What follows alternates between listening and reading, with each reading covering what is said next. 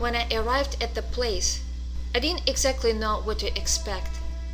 But as I got more familiar with the people and their new surroundings, I realized how little I knew what having nothing really meant.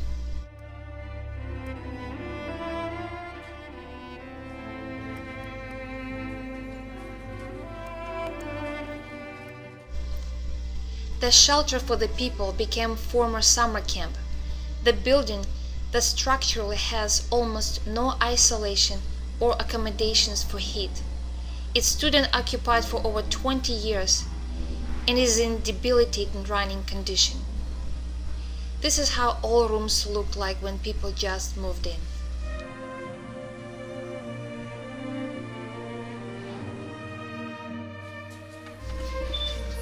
Now these same people have tried to upgrade these rooms as best they could, but with occupancy of 4 or 5 people sharing a 10 by 12 square feet space.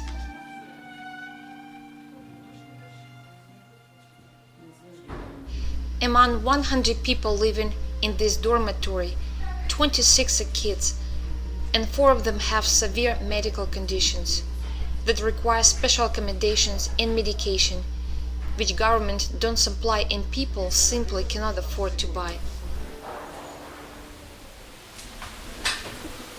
This is one of 2 bathrooms in the whole building. The bathrooms initially had no running water, but even though it is running now, it doesn't drain properly and cannot be heated because they simply cannot afford the cost of it.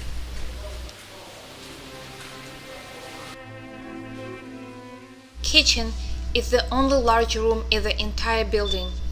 For 100 occupants, it has only 2 smaller refrigerators, including whatever food and only few other items donated from local people in the village.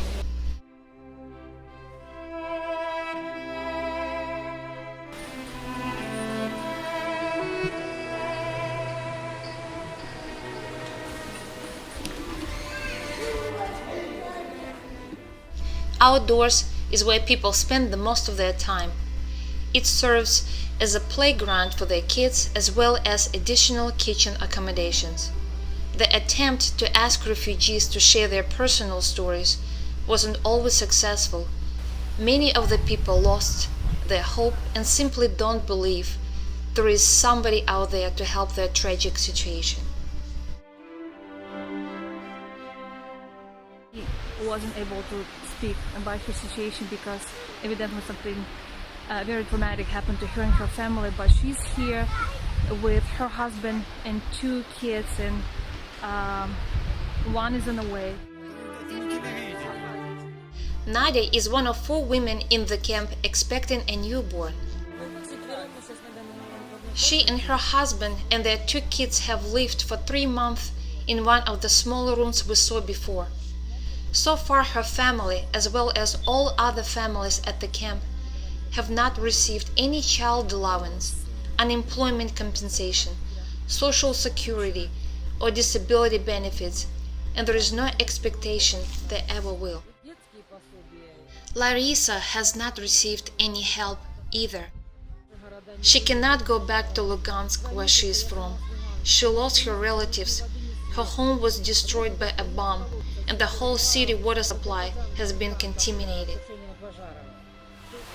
It's just horrible, all the stories you hear, and how little people have and how happy they are for at least what they have right now. People have absolutely no communication with their relatives.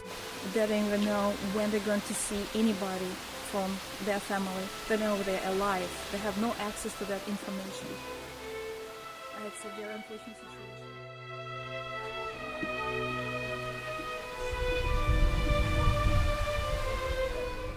Due to being isolated from the city and the overall unstable Ukrainian situation, people cannot find even the lowest paying jobs to support their families. As of right now, they are unable to send their kids to school because they need food, clothing, and educational supplies. And having no heat through the winter is another very serious problem the refugees will undoubtedly face. The people need absolute basics. They need clothes, they need medicine, they need heat, they need water, they need blankets, they need just the basic things to survive, which are not available, and they're really, really scared what is going to happen when winter comes, and where the kids are going to go, what they're going to do for the families. Very basic concerns of every human being.